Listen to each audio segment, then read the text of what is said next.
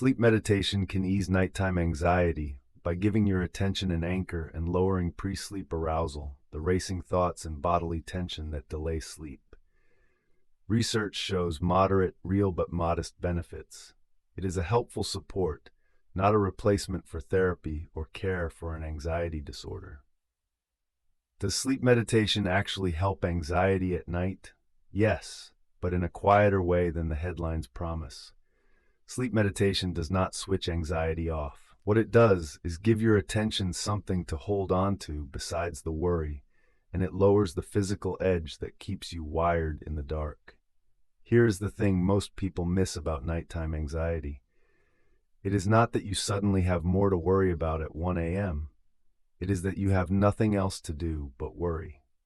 All day, work, conversations, screens, and errands compete for your attention.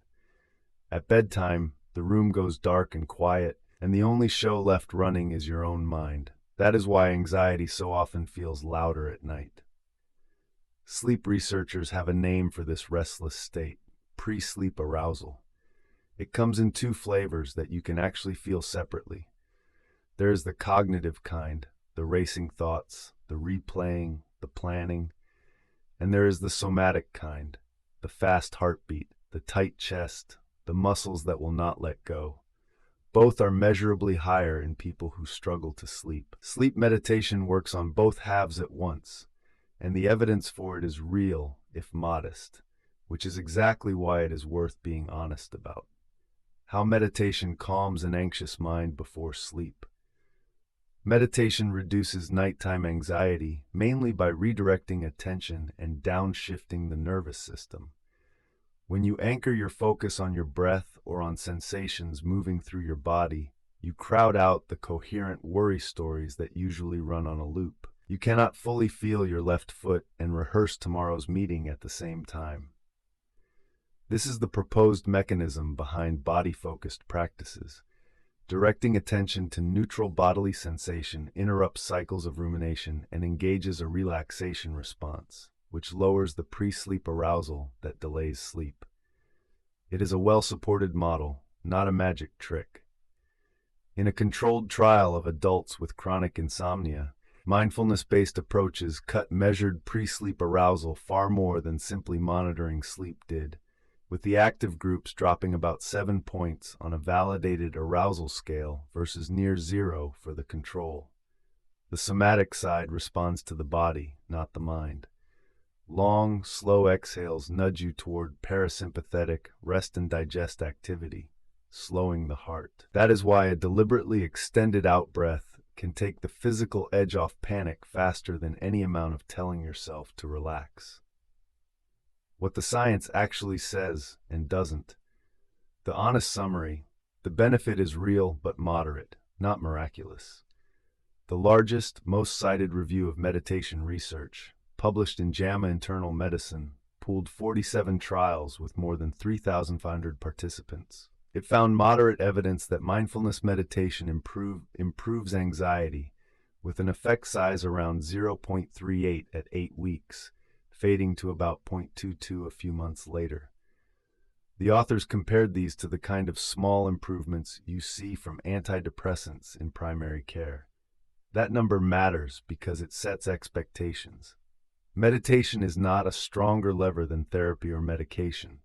The same review found no evidence it beats other active treatments. For a diagnosed anxiety disorder or chronic insomnia, the strongest evidence still backs structured therapies, and clinical guidelines from the American Academy of Sleep Medicine name multi-component CBTI as the first-line approach for persistent sleep problems. So where does that leave sleep meditation? As a genuinely useful support, it reliably lowers arousal, it is low risk, it costs nothing, and you can do it tonight. Just hold it as one helpful tool inside a bigger picture, not a fix for the anxiety itself. A 10-minute anxiety downshift you can do tonight. Try this lying in bed, lights off. It targets the somatic edge first, then the racing mind. 1. Settle. Lie on your back, arms at your sides. Let the mattress take your full weight. You are not trying to sleep, just to rest. 2. Lengthen the exhale. Breathe in for a count of 4, then out for a count of 6 or 8. Make the out breath the long one. Do this for 10 breaths. This is the part that slows your heart. 3. Scan the body. Move your attention slowly from your feet upward, one region at a time, pausing a few seconds at each. Feet, calves, thighs, belly, chest, hands, shoulders, jaw, face. You are not relaxing each part on purpose, you are just noticing it. 4. Let thoughts pass. When a worry pulls you away, that is normal. Do not fight it. Just notice you drifted and bring attention back to wherever you were in the body. The returning is the practice. 5. Stay until you fade.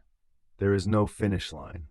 If you fall asleep partway through, the practice did its job.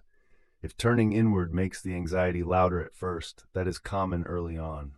A guided voice to follow is usually gentler than silence, because it keeps your attention moving instead of letting it lock onto the fear. Letting a voice do the work. The hardest part of meditating through anxiety is structuring it yourself while your mind is already overloaded. That is precisely what a guided session removes. A recorded voice carries the count, the body scan, and the pacing for you, so all you have to do is listen and follow along in the dark.